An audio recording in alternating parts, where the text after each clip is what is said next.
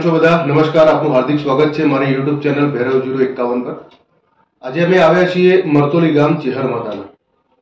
અહીંયા એવું કહેવાય છે કે વર્ષો પુરાનું મંદિર છે। અહીંયા માતાજીનો પ્રાગટ્ય સ્થાન છે માં ચેહર માતાનું।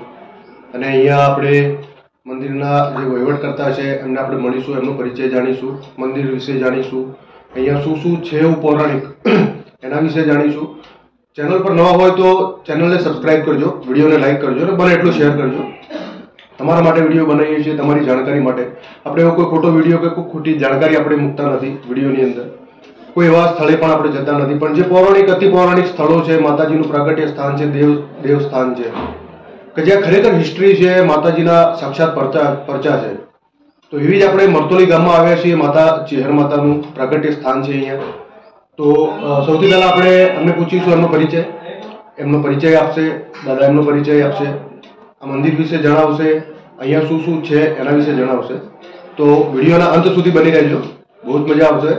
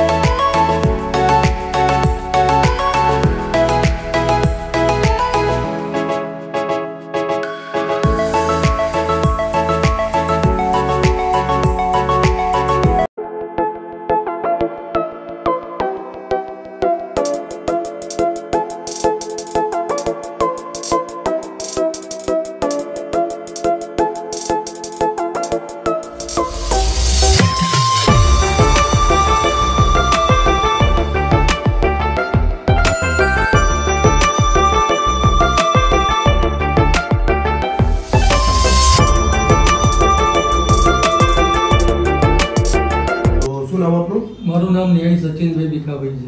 હું અહીંયા વહીવટદાર છું। તો અહીંયા માતાજીનું પ્રાગટ્ય સ્થાન છે ચેહર માતા। આજે આશરે 1000 વર્ષ જૂનું પુરાણું મંદિર છે। એવું છે? માતાજીની 1000 વર્ષ જૂની વરકડી છે। બરાબર। માતાજી નગર તેરવાડાથી અહીંયા આવ્યા હતા અને વરકડી આગળ બેસી ફૂલનો દોરો થઈ ગયા। એટલે એવું કેમ થયું? ત્યાંથી રિસાઈને આવ્યા હતા માતાજી નગર તેરવાડાથી, એમના પરિવારોથી રિસાઈ માતાજી અહીંયા મરતોલી આવ્યા। અહીં આવ્યા પછી ફૂલનો દડો થઈ ગયો, ત્યારથી માતાજીની અહીંયા સ્થાપના થઈ અને એમને પૂજા શરૂ થઈ। જેમ કે એવું કહેવાય છે અહીંયા 5 લાડુની કહાની છે। હા, એ સાહેબ અમારા 1996ની સાલમાં સૌથી પહેલા સપ્તચંડી યજ્ઞ કરવામાં આવ્યો હતો 108 કુંડી। એમાં આશરે અમે 50,000 યાત્રાઓને આમંત્રણ આપ્યું અને એ દિવસે હવનના દિવસે પબ્લિક વધી ગઈ। બરાબર। 50,000ના 1 લાખ વસ્તી થઈ। પછી અમે બધાએ વિચાર કર્યો, પછી અમારા મહાદેવ બાપા આઈ લેજો। મહાદેવ બાપાએ માતાને પૂછ્યું, માતા શું કરીશું? એટલે માતાજી કહે આ લાડવાના જે કાઉન્ટર છે એના ઉપર ચુંદડી ઢાંકી દો। એટલે એ ચુંદડી 2 ફૂટની સરળ ટેબલ ઉપર 16 ફૂટ લાંબી થઈ ગઈ એની જાતે ચમત્કાર થયો માતા। સાક્ષાત માતા થઈ ગઈ અને તરત જ ત્યાં બધી માતાજીએ કીધું લો તમે પ્રસાદી આપો।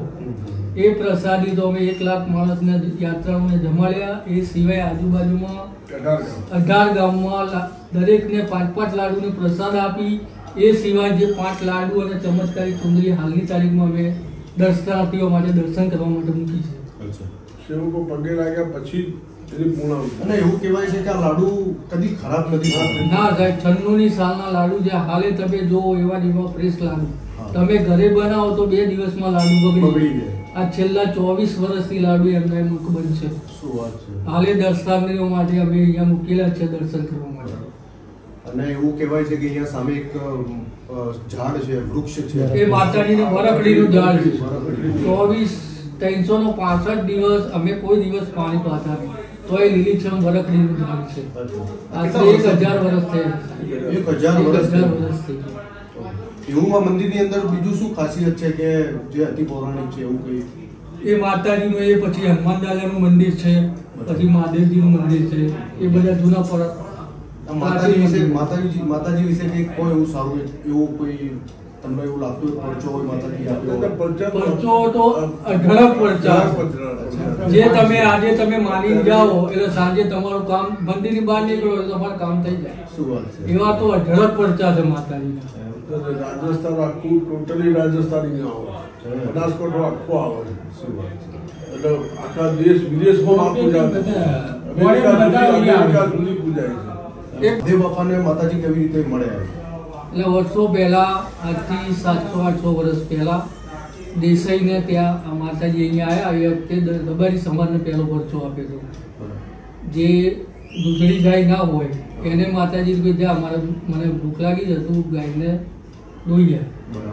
એટલે રબારી કે આ તો વિવાહી નથી, એટલે કે તું દોતો ખરા.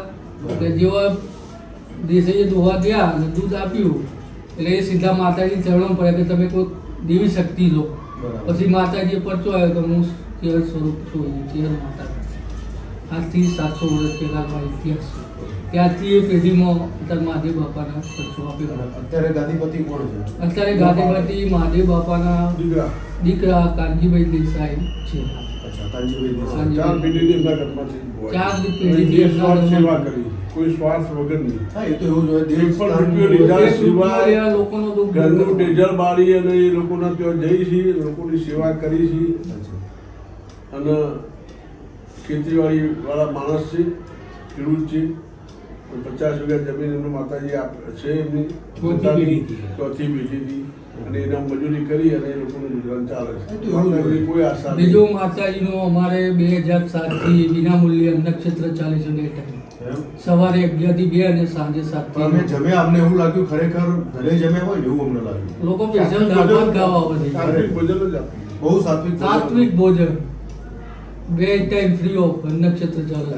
2 ટાઈમ ફ્રી આપો છો. પ્રસાદી રૂપે સુખડી બોક્સ અહીંયા આપીએ છીએ અમે. એક બોક્સના 50 રૂપિયા. ચાની કેન્ટીન છે, સવારે 7 થી રાતના 9 વાગે વિનામૂલ્યે ચા પાણી જમવાનું બધું જ ફ્રી. વિનામૂલ્યે. બરોબર છે. કોઈ વસ્તુ નહીં પૈસો લેવામાં આવતો નથી. દાદા શું કહેતા હતા? દાદાની મુખ્ય માતાજી તેરવાડા એટલે ગામ ઘરું લાઉડભાઈ, એ તેરવાડાથી માતાજી પોતાના ક્ષત્રિય કુટુંબમાં વિસાયા હતા. શિવ ભક્ત હતા પોતે. આગળના ભારતના શિવ ભક્તિ માટે સરકાર જતા હતા, પણ ક્ષત્રિય વંશમાં હતા એટલે લોકો એલિગેશનની વાતો કરતા હોય એટલે એના ત્યાં કોઈ હતું નહીં. ત્યાં ગંગો કૂવો આજની તારીખમાં પણ ગંગો કૂવો છે તેરવાડામાં. એક તો કૂવા બેંક પડી ગયા. માતાજી ત્યાંથી છોકરા કુંવારોને બધા પટ્ટી બાંધી નીકળ્યા અને માતા ત્યાં તેરવાડથી ચાલતા ઊંટ ઉપર આવતા પહેલાં પાટણ શહેરમાં આવ્યા. પાટણ શહેર તો જાણીતું છે ને, ત્યાંથી સિદ્ધાર્થની નગરી જે પાટણ શહેરમાં આવ્યા. પાટણ શહેરમાં તો પટ્ટી બાંધેલી નાનું સ્વરૂપ હતું એટલે લોકોએ એની મસ્કરી કરી. કાવડી બધી સુંદર છે ત્યારે આની પર બેસી જાય છે, ઊંટ પર બેસી જાય છે. એટલે માતાજીએ લગીર પટ્ટી ખોલીને અમારી એકદમ આગ નીકળી. આગ નીકળી આજની તારીખમાં પાટણનું પાવરહાઉસનો વણવાડ મારી થયો. એટલે ત્યાં આગળ મસ્જિદ છે. એ મસ્જિદના પીરને ખબર પડી કે આ શક્તિ કોક જઈ રહી પાટણ શહેરમાંથી અને એ શક્તિને આ લોકો સંસેડી રહ્યા છે. તો પીર ત્યાંથી દોડતા દોડતા અહીં ગામમાં આવ્યા. ગામમાં કે પગે લાગ્યા, ભૂલ થઈ ગઈ, આ તમે ગામમાંથી ના જાઓ, તમને રસ્તો બતાવું છું, હવે રસ્તે રસ્તે તમે જાઓ. તો પાટણમાં સરસ્વતી નદી ચાલતી હતી. સરસ્વતી નદીના કિનારે કિનારે કિનારે કિનારે લઈને આવ્યા અને ત્યાં આજની તારીખમાં પાટણમાં રેલવે ફાટક છે. એટલે માતાજી પછી કીધું કે તારું કામ ખલાસ. એટલે આજની તારીખમાં પણ ત્યાં દરગાહ છે, ખાલક શાહ પીર કહેવાય છે. તો ત્યાં આગળ પીપળો છે, ત્યાં ખાલક શાહ પીર આગળ માતાના નામના બધા જ બેસે, દેશી પરિવાર બધા આવીને બેસે. દર ગુરુવારના દિવસે ત્યાં આગળ થાય છે. ત્યાંથી માતાજી ચાલતા ઉડગીરના રસ્તે થતા અહીંયા આગળ આવ્યા. અને અહીં આગળ ભાઈએ જેમ કહ્યું એ પ્રમાણે આગળ કેસુડાના ફૂલ થઈ ગયા, એનું નામ મળ્યું કેસર.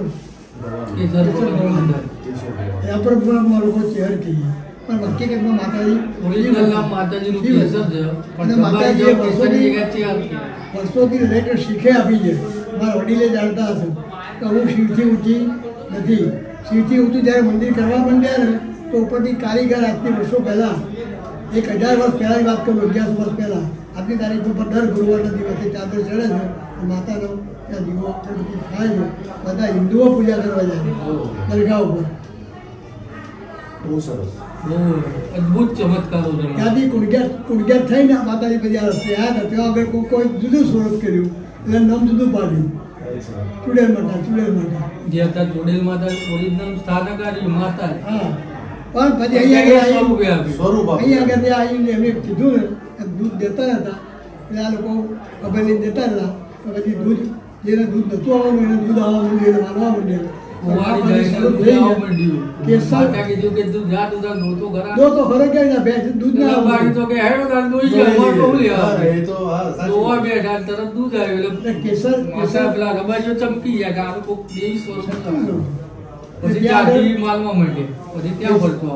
કેસરના ફૂલ થઈ ગયા, કેસર રવાની થઈ ગઈ.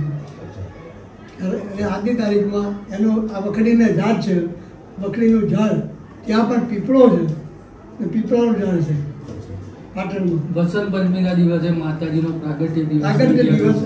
વસંત પંચમીના દિવસે માતાજીનો પ્રાગટ્ય દિવસ. તો જેમ કે ટ્રસ્ટી સાહેબે આપણને કીધું કે વસંત પંચમીના દિવસે અહીંયા બહુ જ લાખો હજારોની સંખ્યામાં પબ્લિક આવે છે. એ વિનામૂલ્યે ભોજન થાય છે. માતાજીના ખૂબ જ સરસ પરચા છે. આવા જ વિડીયો જોવા માટે ચેનલને સબસ્ક્રાઈબ કરો, વિડીયોને લાઈક કરો અને બને એટલો શેર કરો. ધન્યવાદ.